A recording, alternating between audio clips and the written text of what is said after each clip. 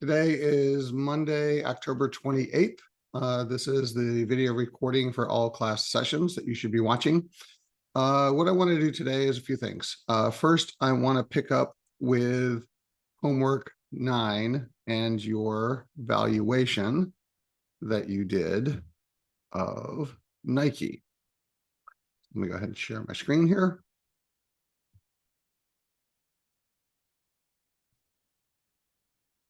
All right, where we left off on our evaluation is we had done what's called an as-is valuation of Nike to its current share price of the time of $80.50. That is a model we will do for all companies going forward. Today, what I want to do is talk about the next three models. So what we need to do is eventually come up with a target share price and a buy, sell, hold opinion.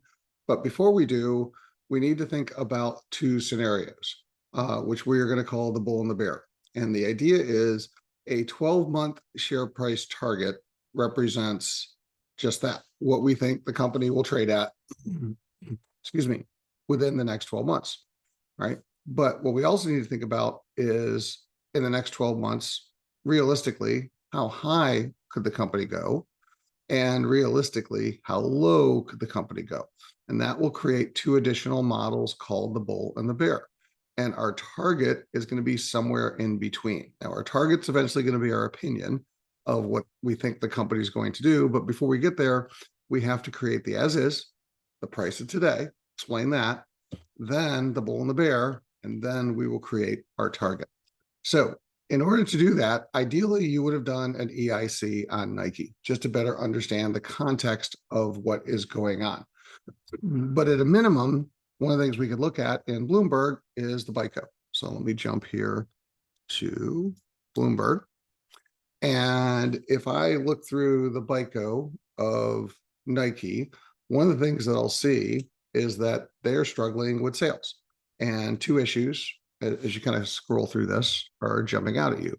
One is that direct sales, which has been a target for Nike, meaning less through people like Foot Locker and more directly to end consumers, direct to consumer, has been their push, but that has not been as successful as Nike expected it to be. And that transition has caused a challenge with sales. The other challenge that they've been having is what is perceived to be a lack of innovation on their athleisure wear as well as their shoes. So despite the fact that they have strong brands, they're not generating the same level of interest in the innovation they're doing in those brands that is not leading to higher continued growth in sales. They have a new CEO who is focused on that turnaround and said that this might take a little bit of time, but nonetheless, still driving direct to consumer. They see an opportunity to grow in women's sports apparel. Again, women's clothing generally represents 60% of all sales across all brands of apparel. And so for athleisure, they see that as a big growth opportunity, particularly for women. They do think that they maintain competitive advantage by their endorsements and sponsorships. And overall, they do expect to return to growth longer term.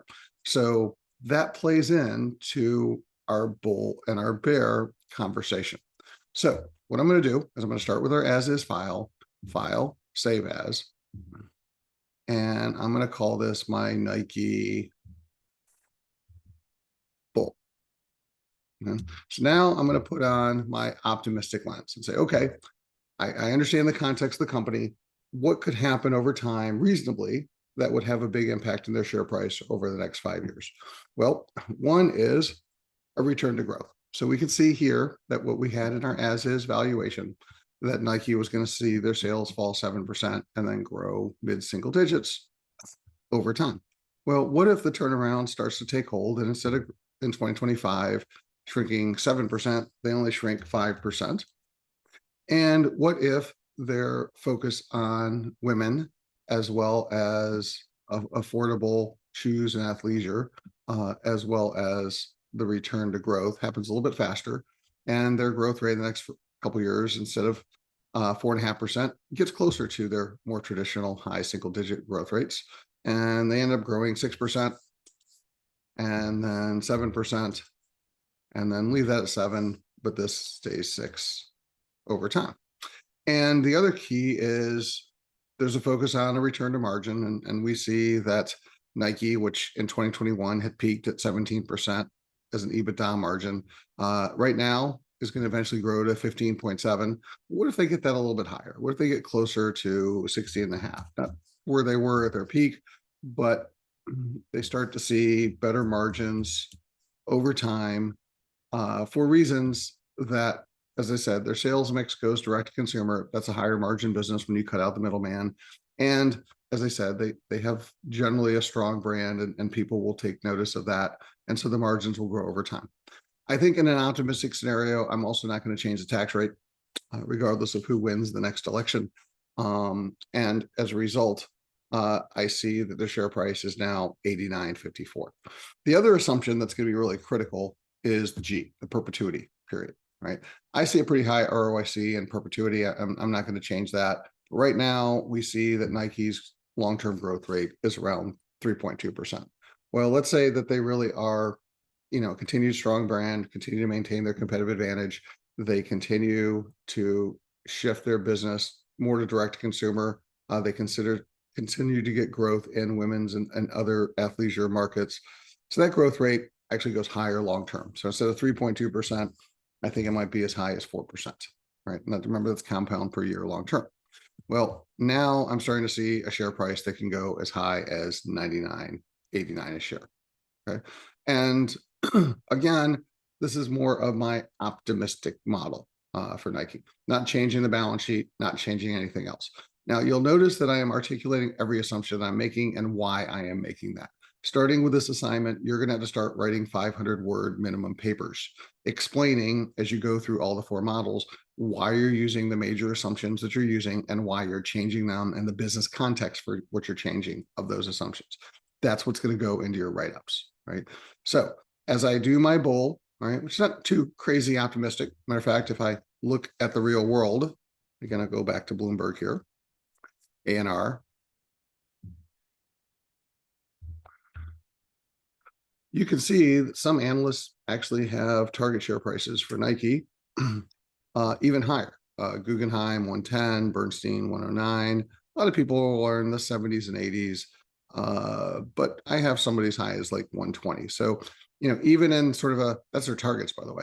Even in an optimistic scenario, some people are a little bit more optimistic for Nike, but you got to, again, explain with rationality your reasons. So maybe if I wanted to be even more optimistic, I say, okay, that return to growth means instead of 4%, 4.5% long term, particularly as they expand internationally and China becomes much more successful for them. So with that, I'm now at a share price of 108. So I'm going to stop here and say, this is my bull scenario. I've saved that. I've explained my rationale. And now I'm ready to go on to what's called the bear. Okay. So the easiest way that I usually think to do this is go back to my as is. So I'm going to close out my bull and I'm going to open up the original as is for Nike.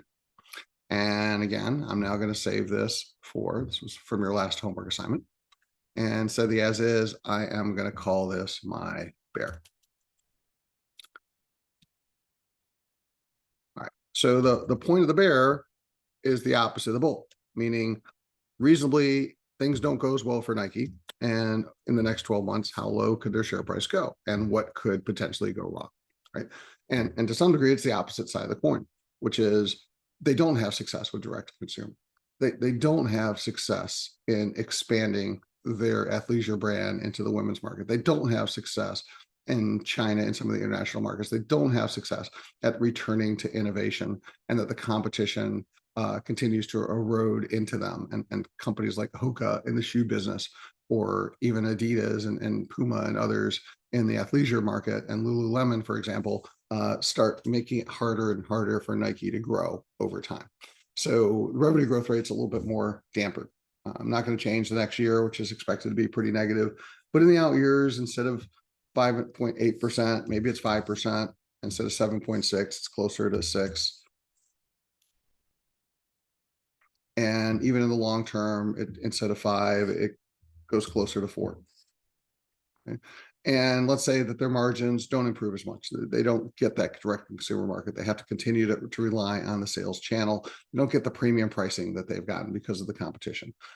So that their EBITDA margins look closer to where they were in 2024. So instead of getting to 15.7, maybe they only get to around 14.5. I'll still give them some improvement, but not nearly as much improvement given the competitive factors and other dynamics that we talked about. So I've kind of lowered the trajectory of their margins for the business, right? Again, from a tax rate standpoint, I can make an argument in the election that taxes are going to go up for corporations. But again, it's a lot of uncertainty because even if there's a presidential transition, you would need both houses of Congress to go along with that. And given our divided government, I'm not so sure that's going to happen. So I'm not even going to put that in my bear scenario. But ultimately, on an assumption standpoint, the other key assumption is growth. They don't get the growth they expect in the future. And this growth rate, instead of 3%, is more like 2.5%. They're just kind of growing with GDP long term. And they've kind of lost a sense of the luster of the previous Nike long term. They don't get that competitive advantage. Well, now what I'm saying is that will lead to a share price of around 67. Okay. And I'm going to call this my bear, kind of a grizzly bear, kind of very pessimistic scenario. But nonetheless, a lot of things could potentially go wrong. And if they did, then this is probably where their share price might end up. It could fall much further. All right. So what I've done is I've established some boundaries. At the low end, I said, okay, Nike could trade as low as 66. And at the high end, Nike, get my bull back up here, could trade as high as 108. So I've established my range. That's the trading range that I think that they could be in the next 12 months. Matter of fact, if you think about the sell-siders are selling their research on these companies, their models, to the buy-siders, right? Buy-sider, you work for BlackRock, you're doing portfolio management. What's portfolio? Expected price against standard deviation.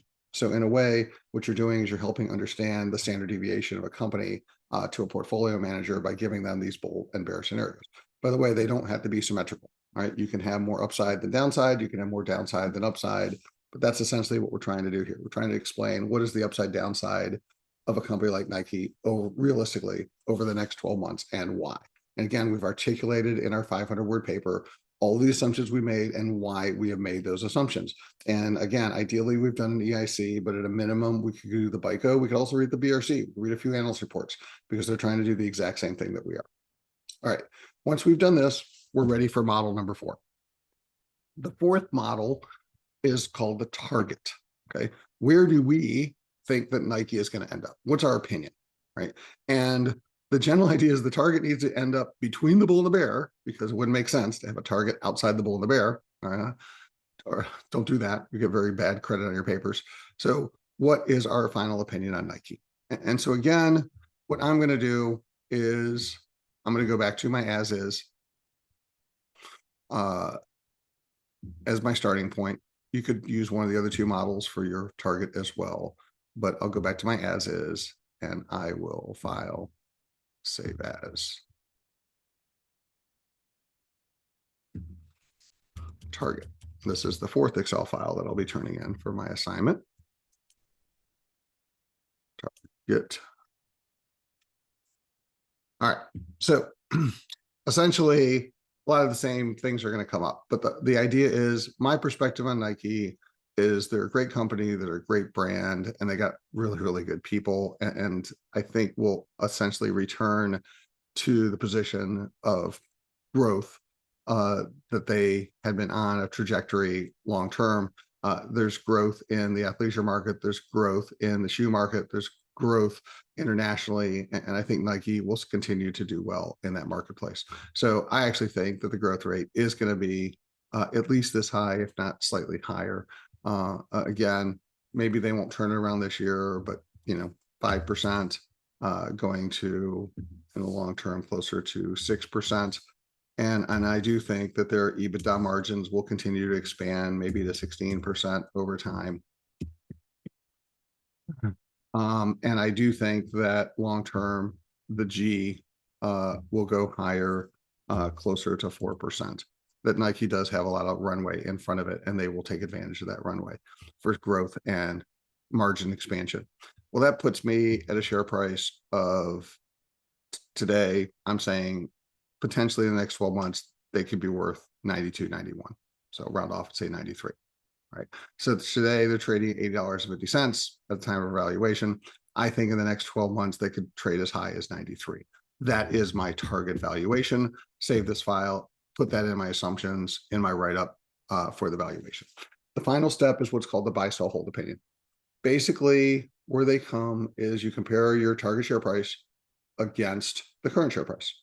If you're within 10% plus or minus of the current share price, your target, that's called a hold, right? If your target share price is more than 10% above the current share price, that's called a buy. And if your target share price is less than 10% less or more than the current share price, that is called a sell. Okay, so the idea is plus or minus 10 is kind of a trading range. Don't need to make a buy opinion on a trading range. And so if I really believe the company is going to do well, and I'm telling the funds that they should buy and accumulate more stock, got to give them a compelling reason to do so, hence the minimum 10% threshold. So right now, $80.50 is the current share price. 10% higher than that would be approximately 89. I'm at 93. So therefore, I would call Nike a buy. And that is also something that I would put in my paper. Nike buy for the reasons that I explained in my target valuation. Okay. That's how we would think about where we go with these valuations. And that is going to be your next homework assignment, right? So I put it up here this morning on Elms. If you go to assignments, homework 10, which is due on November 4th, is basically going to be on, oh, I got to edit this part, Starbucks. Okay, they have been in the news.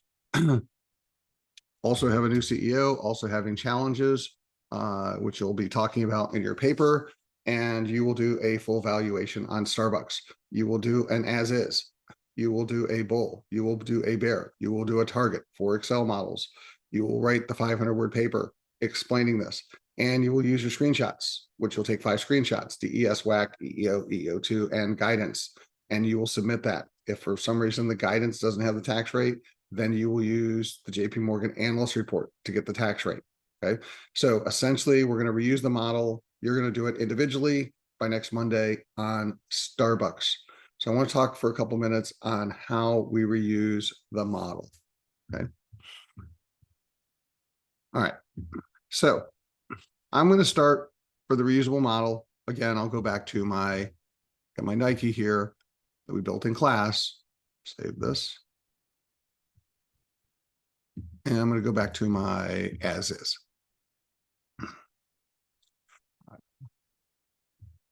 So Nike as is. All right.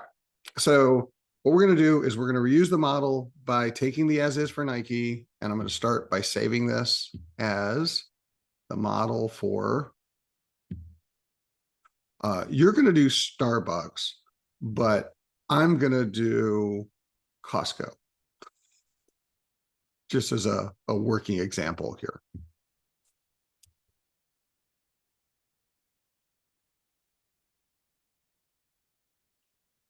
Okay, so I'm going to reuse the model to do an as-is valuation of Costco. Again, you're going to do this process to do an as-is valuation of insert your company here. Next week's homework assignment for you is on Starbucks. But if you want to play along, which I strongly recommend doing what I'm doing to make sure that you're able to repeat this, as using the Costco example, that might be helpful. And again, the lab is open today. Even though we're not having live lectures today, feel free to use it and take advantage of that open lab class time. But again, you're gonna have to do Starbucks by next Monday. So let's talk about reusing the model. So first I save it as Costco, first step. Now, what makes the data of each of the models is this first model data tab, which we mentioned in class last week. This is the raw data export of 6 years of data that's coming from Bloomberg, right? As I mentioned in class last Wednesday, you should have created an Excel template to export to replace this data with another company. But I'll do, again, a reminder on this video of how you do this. In Bloomberg, historical data, so I'll go to Costco.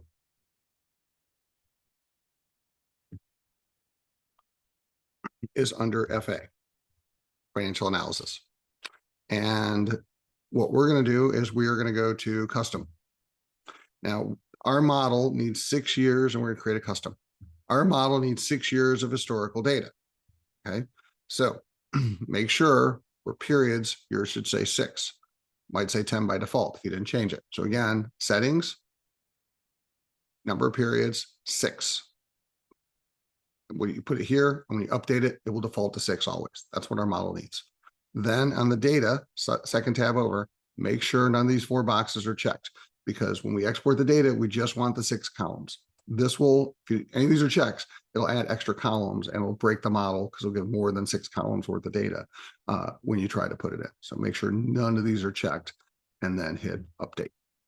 Okay, so I now have 6 historical years for Costco. I have taken the column B's, I've copied, I've pasted,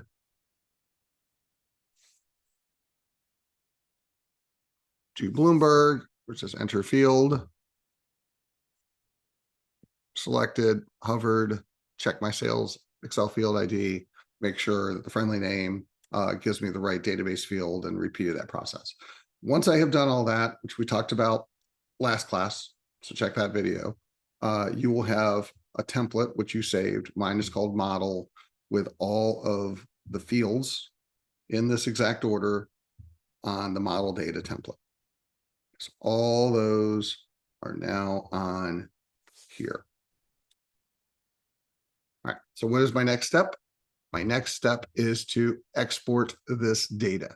Okay, so I have 6 years of historical data now for Costco, right, in the format that our template needs. So then we go to export, Excel, current template.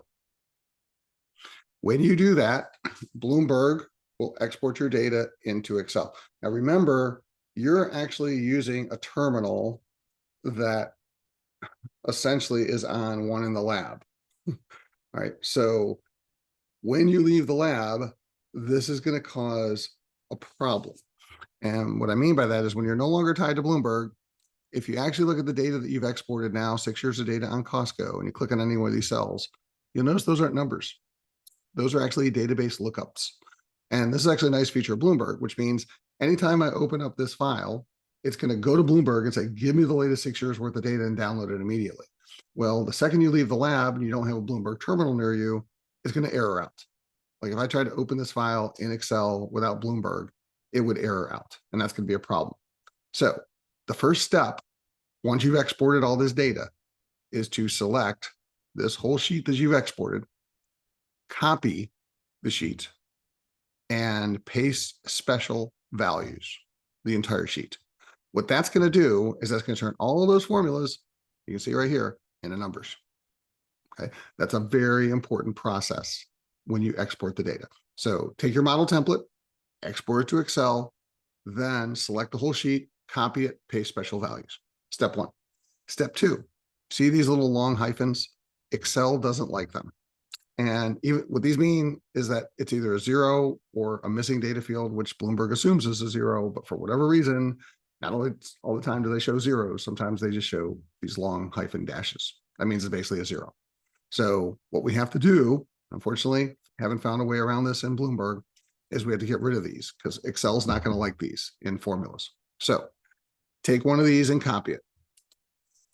Then Command F or Control F, find, and then paste it. I'm finding that long dash, and I'm going to replace that with 0, and I'm going to replace alls. So that's going to replace 50 for Costco, long dashes with zeros. Again, every time you export data from Bloomberg, those are 2 things you got to do. First, export data, turn them into numbers, copy, paste special values, then copy the long dashes, find and replace them with all zeros. Okay. Once you've done that, then you can save your file. So file, save as, put it somewhere. I'm going to put it for Costco in my downloads folder. And I'm going to call this my cost dash data. All right. Now, on my computer, I have 2 versions of Excel. This is the Windows version of Excel. I'm running Parallels on my Mac. And this is my Mac version of Excel. And so if I go here, file, to the downloads folder, this is the file that I just downloaded. So I open that file. Okay. Notice when I open that file and the Bloomberg add-in's not here anymore, it didn't error out because we had copied and pasted this to numbers. So to reuse Costco, what I need to do is take all of this data and replace it exactly row by row with the first model data worksheet. So select the whole Costco model tab that you just exported, copy it, then go to the Nike model. What used to be the Nike model, I've saved as Costco as is, right? Select this whole first tab, paste special values. Right. Now, all of the data, row by row, has been replaced. This is now Costco's data, overwriting the Nike data. I now have a Costco model. Right now, I should have renamed this file, so I'll just say this again. This is going to be my Costco as is.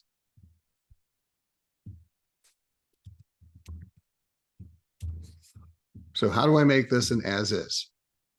All right, well, first thing I need to do is make sure there's no problem with the data that I've exported. Simplest way to do that, go to your CFI.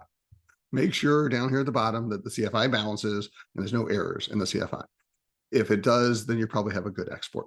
Right? If it doesn't, then you got a problem with your export. You got to figure out what you did wrong. All right, so I have the Costco data in here. What do I do? All right, first, the last reported year for Costco is 24. They're in their fiscal 25. So I got to make sure on my assumptions that the last reported year is still 24. It currently is. So I don't have to worry about that. What other assumptions do I need to change? Well, I need a WACC. This is Nike's WACC. And I now need Costco's WACC. So this is one of your screenshots. So I go to Bloomberg for Costco and I type in WACC. And two things. One, this is one of the 5 screenshots you're going to turn in. So 5, file, take screenshot, Costco WACC. Then type in 8.6%. So this is now 8.6% for Costco. All right, next, shares outstanding. They're going to have a different shares outstanding at Costco. They're going to have a different share price at Costco. This is going to be for my as is. So again, we go back to Bloomberg, type in DES. Screenshot number 2. Take screenshot, save, Costco, DES. All right, getting 2 things off the screen. Number 1, current share price, $892.65. $892.65. That was the share price at the time of my valuation. That's going to be for my as is based on the DES screenshot. Number 2, shares outstanding down here for Costco, 443.1 million. So down here, shares outstanding, 443.1. Next, these expected revenue and EBITDAs for the next 5 years were Nike's. I need to make those Costco's estimates. So these create the next 2 screenshots, 3 and 4. I go to Bloomberg. We go to EEO. Right. These are the next 4 years. Take a screenshot, file, screenshot, save. This is my Costco EEO, and I start transposing the data. All right, so Costco 2025 revenue 273 billion, so 273,072. 273,072. Next, revenue 2026 291,176. 291,176. 2027 revenue 310,051.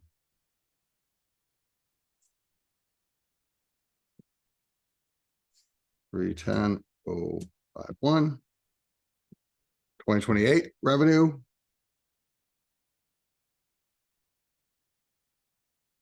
332,523. 332,523. And for 2029 revenue, I have to go over a column, get to 2029, and this is my take screenshot, save EEO2. Screenshot number 4, Costco EEO2.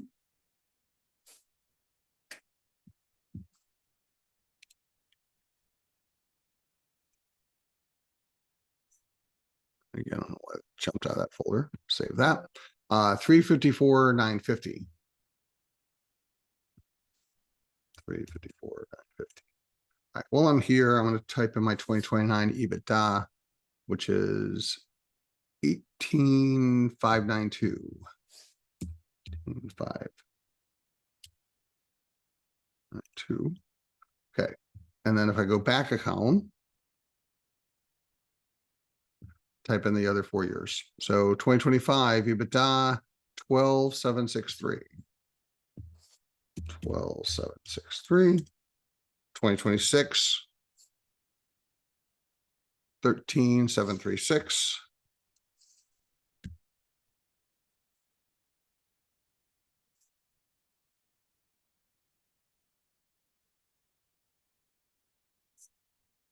2027 EBITDA 15,119. 2028 EBITDA 16,635.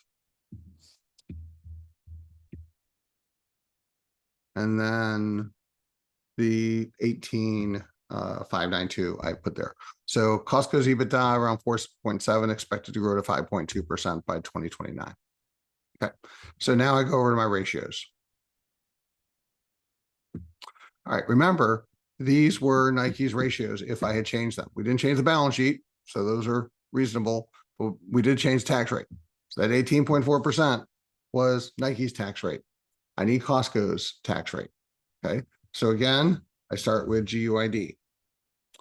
So GUID, the 5th screenshot, they're giving tax rate guidance. Last one was 26%. They haven't changed that. So we're going to assume that that is the long term. If they don't have anything on GUID, you still take the screenshot for a company. So this is my Costco GUID. And then we go to BRC and look up the JP Morgan analyst report and see what the long-term tax rate that you're using for the company. But in this case, we're going to say 26% seems reasonable. Company hasn't changed it. So I'm going to make this 26%. Okay. Now, the other thing that's going to be very important is, and again, this is my EBITDA. What do I think these are the next 5 years? They're pulled from the assumptions. And so I'm using my as is, my perpetuity year. What is that long-term EBITDA margin? I think 5.2 seems fairly reasonable. So I'm going to leave that alone. I'm not changing in the balance sheet ratios. So then again, the 6th year growth rate, again, that's about the rate they're growing the next 5 years. That seems pretty reasonable. I'll leave that alone. And so my final number is, how do I get the model and the current share price to match? I solve for the G. So we do everything else. And then once all the assumptions are made, our final assumption, estimated G. Now we're going to use GoalSeek to do that. So again, GoalSeek, tools, GoalSeek. What we're going to do is we're going to say set sell in the DCF valuation, the share price.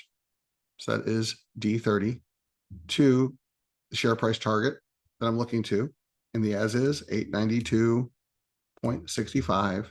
And we're going to have Excel iterate the G until it gets to 892.65 in our model. And the answer is going to be 6.86%.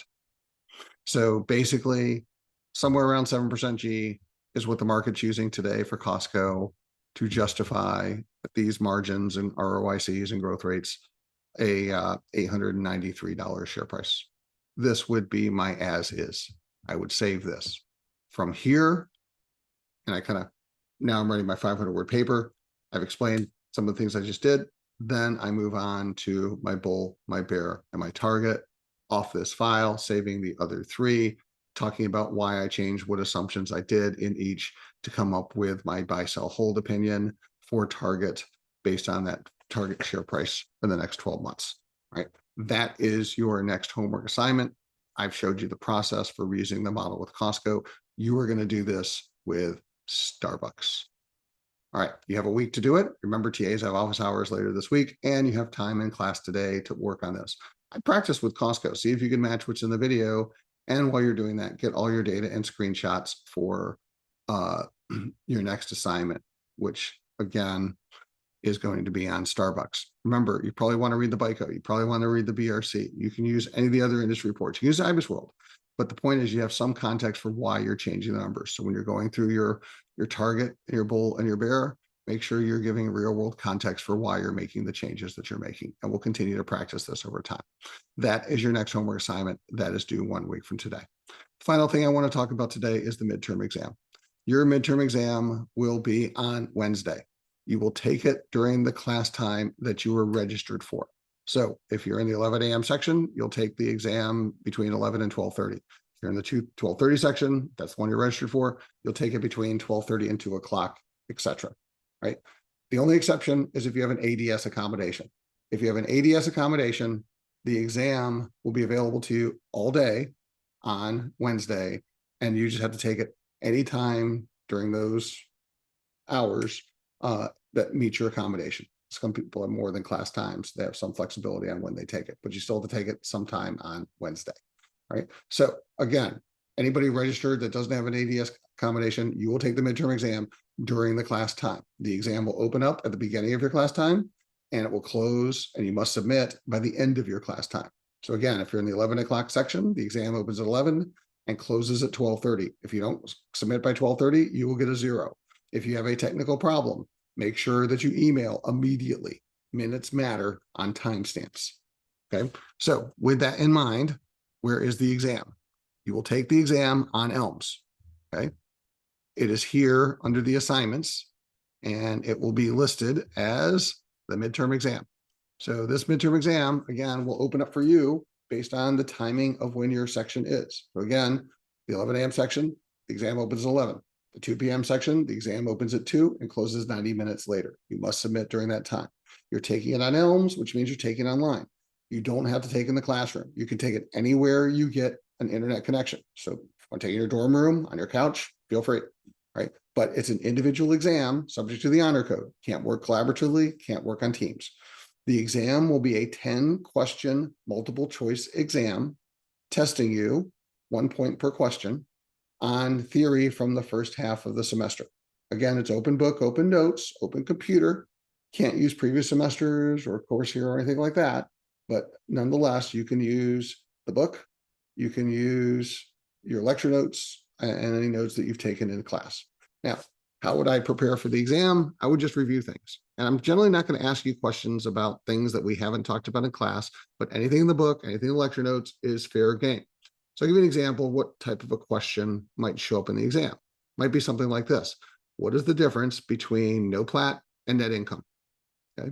And I might say things like, one has, both have interest expense. All right. It might be one of the choices in the multiple choice, and then some other choices. And they'll give you incorrect choices. And one of the questions will be all of the above or none of the above. So again, that's kind of how the exam will work. All right. So again, I'm testing you on theory. It's not about solving equations. It's about, do you understand what we've been talking about and why it is different? Okay. So another question might be something like, what's the difference between accounting current assets and operating invested capital current assets, right?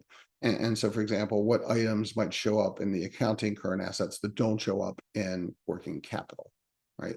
And one of them would be excess cash, right? So again, that might be one of the choices. I'll throw some other choices out there. But the idea is I'm testing you on the theory. So that is Wednesday, right? So again, you're not taking class other than during class time. You will take the exam unless you have an ADS accommodation, which again, that link for you will be specially opened all day. But even if it's open all day, you get an ADS accommodation, you have to take the link within the time that you're given for your accommodation. Okay, so you can start anytime during the day, but you got to finish it in that time and submit. Everybody else has to submit the exam during the time that you are registered for. If you have any questions about that, please reach out. Otherwise, good luck with the exam. Good luck with this assignment. And I will see everybody hopefully live 1 week from today on November 4th. All right. Have a good week and talk to you later. Thanks, everybody.